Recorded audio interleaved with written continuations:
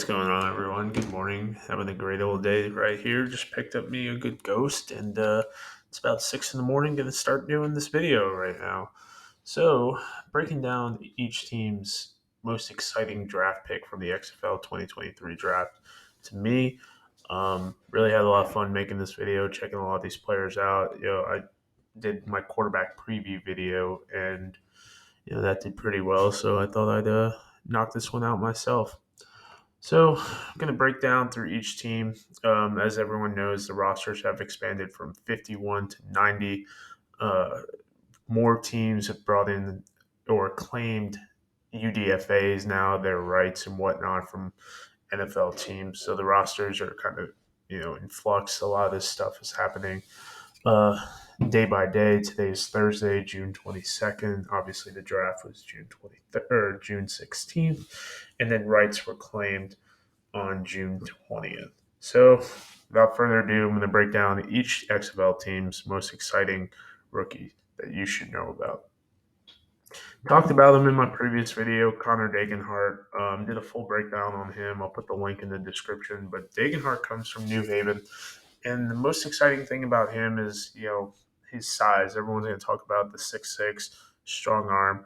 And what now Bob Stoops has an option to really push that ball down the field that they struggled with a decent amount as far as, with Luis Perez, Drew Play, Kyle Slother, and whatnot as well.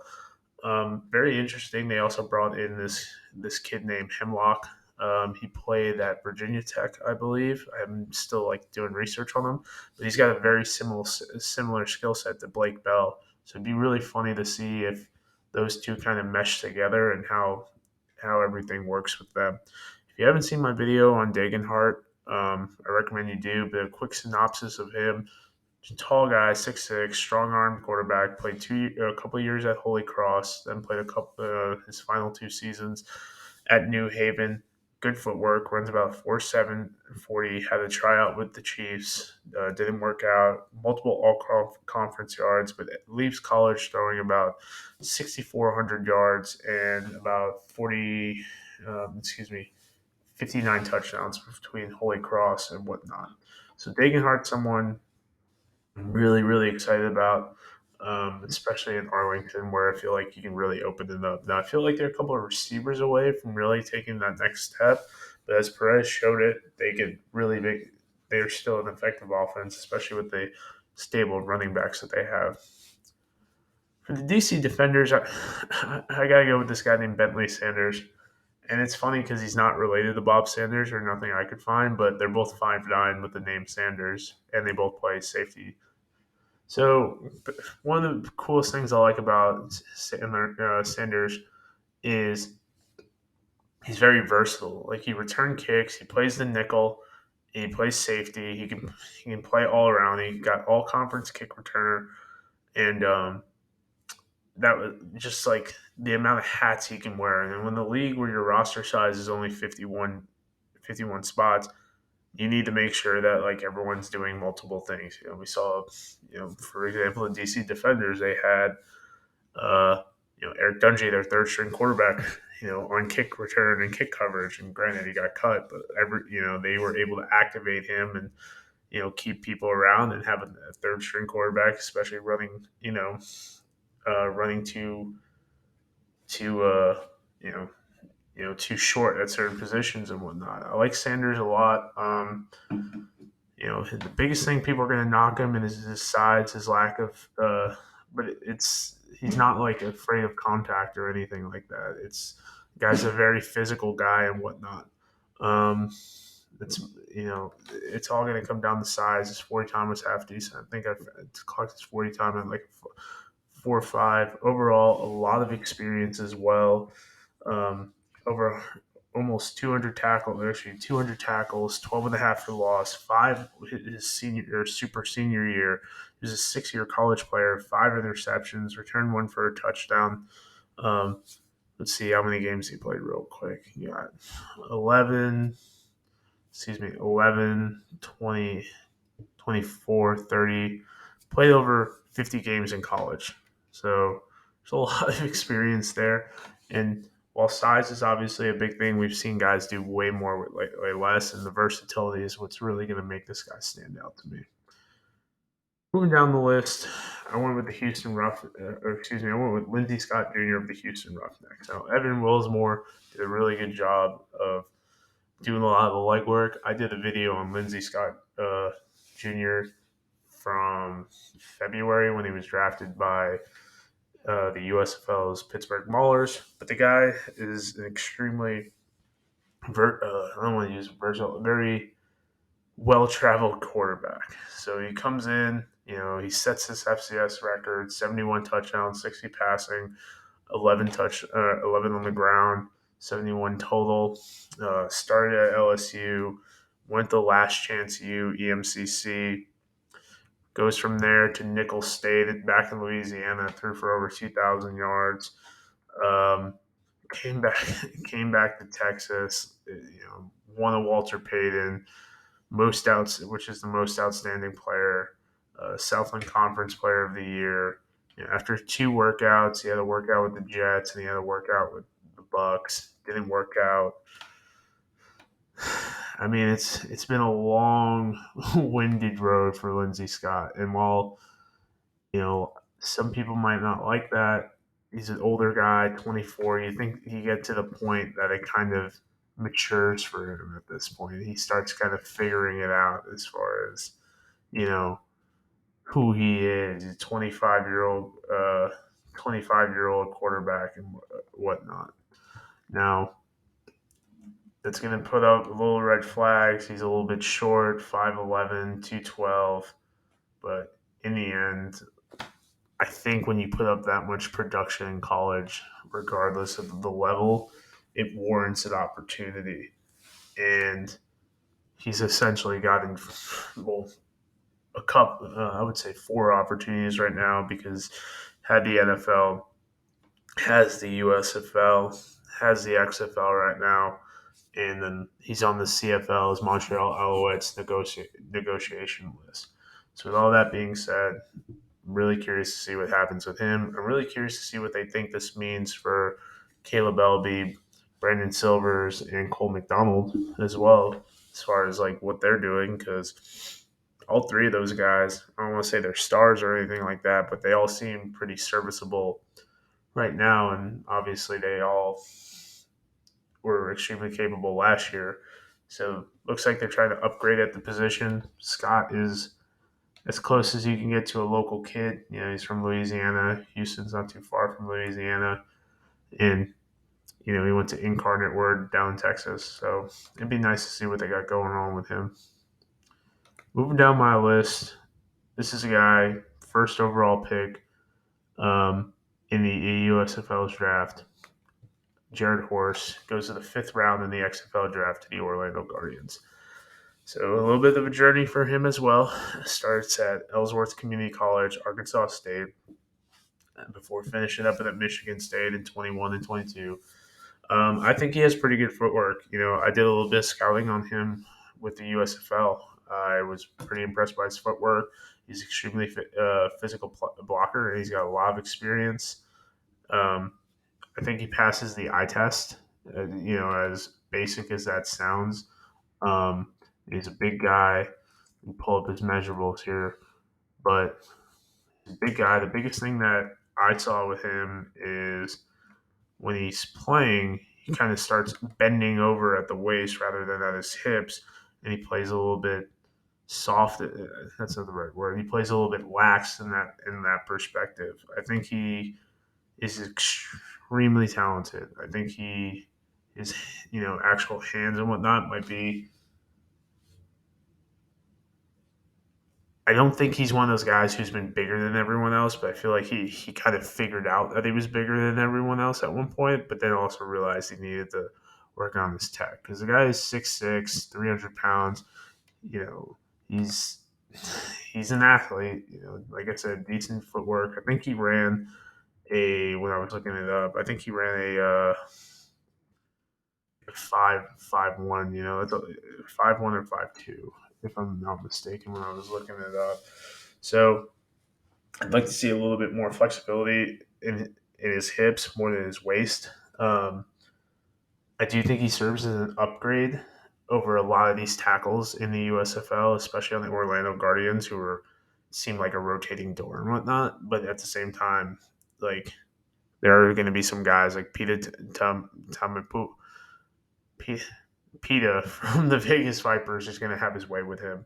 So that's my opinion on Jarrett. I think he'll be fine, but it's still there's always going to be a little bit concerned with offensive linemen in this league, and that's something that they obviously saw it was a need, and they did a good job in filling it. Mark Perry put an article with Terrell Buckley about all the needs and whatnot that they have. Um, and he was very vocal about it, about this is what we're going to do. And, I think everyone could always use an offensive lineman, and bringing in a 6'6", 300-pound guy is never a bad idea. Moving down to the San Antonio Brahmas, this is someone that isn't the sexiest pick. Just got released by the Giants real quick, but I did want to give him a little spotlight because I think I understand what they're doing with this guy. Now, TJ Vasher was supposed to be the sexy pick from their sexy pickup last year. Big red zone body, 6'6", 6'6" for this big guy, Jack Cohn. Um, I don't think it worked out. Vasher, he played in 9 games, started 7, put together 16 receptions, 170 yards, and 1 touchdown. So I think they bring in this gentleman. His name is Carlos Carrier. He's from Central Michigan, played at Maryland as well, and this is their red zone threat. Been told he's a little bit small. Some people, so you can't catch, like from these pre-draft reports. I mean, these are all true things, right? But that's not the point of this video. Is not always the best draft pick. It's the one you should know about. So he's Carlos Cartier is 6'5", runs a 4'5", 33-inch vertical, which the vertical is about average. Is had 83 touchdowns, or excuse me, 83 receptions in college for 1,000 yards, playing in 26 games at Maryland. I think he only had 5 touchdowns. Excuse me. Um, I don't know if he's going to be a star. I don't think anyone does, right? But I do think because of the physical traits he has and whatnot, it leads to that. And you can clearly see last year that's what they wanted to do. We saw an explosion of a guy, Landon Akers, on that team. Travis Devoinian on that team. There's a lot of different of these pieces. I know Alize Mack is gone. What are they doing at quarterback and whatnot? But this guy, anytime you bring a 6'5", big body receiver on on the roster, it's going to intrigue a lot of people for sure. Um, Player comp, Ramses Barden plays a lot like Ramses Barden, and you should definitely know who that is. He went to Cal Poly, was on the Giants in 2009 to 2012. Moving down the list, Seattle Sea Dragons, Tredarius Townsend, Texas Tech. So I put this in the article that I was writing. They haven't lost anyone yet, as far as the NFL and everything. Like, they're still, or excuse me, they're still, I think, Blake Jackson's still there and everything like that. Josh Gordon, Ja'Cour Pearson. They still have this stable of receivers, right? But I feel that Jim Jones picked this guy up, Chad Townsend, just to, begin the just in case, right? So, cool thing about Townsend, in my opinion, is there's a lot of raw potential there, right? He's 5'11", about 200 pounds, runs a 4'4". Excuse me. It's the worst part about doing these videos in the morning, you're still a little tired, but it runs about a 4'4". Quick burst, all that good stuff. Biggest bugaboo on him is he was hurt. He could not stay healthy. He was always, something going on and whatnot. He had a decent amount of versatility, being able to play running back, wide receiver, return kicks. He started off at Alabama, ended his career at Texas Tech. Um, guy that he reminds me of is Puka Williams. Running back, kick returner, um, a running back, kick returner, wide receiver, where he's such a tweener that like no one really knows what to do with him. I kind of feel like that's the same case with this guy, and I think he's got real boom or bust potential because of that. However, his ability to not stay healthy, or his ability to stay healthy, is definitely in question. He only played 16 games while in college. Um, that's no bueno. No way to put it like that. But in the end, I definitely think he warrants a little bit of a spotlight just because of that. And if you watched the XFL last year, you see guys like this, like it could be like a D. Anthony Thomas, Dexter McCluster, like guys like that come to mind with the versatility of like lining up the backfield and returning kicks and being a little shifty slot guys. Like it's really intriguing to me to see that. Moving down the list, St. Louis Battlehawks. They drafted a linebacker named Johnny Buchanan. Buchanan, uh, started 3 years at the University of Delaware. It was the FCS, like most dominant linebackers. Had multiple career accolades as far as first team and second team All CAA. 2022, 150 tackles, earned All American, and then was a finalist for the best defender in the FCS. Dusty Wilson did a good job. I'm sorry, guys. Dusty Wilson did a good job as far as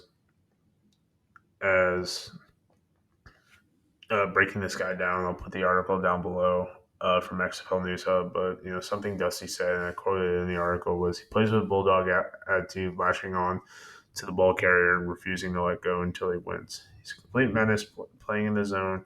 The type of tenacity has the capacity to make someone a star in the NFL. I think Chris Claiborne's really going to like that, especially like kind of having some bulldogs like, Silas Kelly, Mike Rose, Willie Harvey, Lakeem Williams, like so many of these guys, all got a little bit of an attitude and whatnot. The only thing when I saw in film that really um, irked me about Buchanan was sometimes I felt like he reacted late, but he's got a decent amount of closing speed. And what I liked about it is like there was always a play, like he was when he was making plays, like sometimes like it's that go into the football, good things happen type mentality, and that's what I saw with Buchanan a lot. Like he finished his career with over 300 tackles, 16 and a half for a loss, three interceptions, two forced fumbles. That's the fumbles that you might want to see get up a little bit. Start like getting used to like punching the ball out in certain scenarios. But in the end, like you can't argue with being a tackling machine, and that's going to transfer well to the next level. For the last team we're going to talk about, Vegas Vipers. Going to do it real quick. The Vipers had a lot of offensive line issues last year, right? At times it just seemed like it was a revolving door. Mike Miller seemed pretty good, but he's a little bit older. Um, Someone that stood out to me that I wanted to talk about was Nick Amoa from UC Davis. He's a tweener guy. I think he's like 6'6". Recently had a stint with the Bears and whatnot. But he played offensive line at UC Davis, a couple seasons there, just recently doing the whole NFL thing. And something when I was looking him up that was intriguing was he's an engineer. So Coach Anthony Beck talked to me about this once. Is like sometimes you want your offensive lineman smart, but you don't want them too smart because they overanalyze stuff. And I kind of wonder if that's like a guy like Nick Amoa and whatnot. I still want them being intelligent. I still want guys who have some versatility. They can play tackle and guard, and couple that with his size and whatnot, and the fact that they brought in 4 offensive linemen in this draft shows that's a really big need, and that there's paying a lot of attention to it. And whoever's the head coach is going to have the pick of the litter, and maybe because of that, we see a guy, we see an offensive line guy come in and take a head coaching job. It might be pretty rad. But guys, appreciate you working with me through this video today. A little bit tired and everything like that. Um, really grateful to have you guys, to talk football with, and the comments are always pretty good and whatnot. If there, is any suggestions you want me to make, change up and whatnot as well, I have a pretty awesome interview I'll be uploading probably on Monday with a college coach. But outside of that, guys, appreciate it. And, see what other videos I got going on. Got a lot of ideas to run through. So thanks, guys. Have a great night.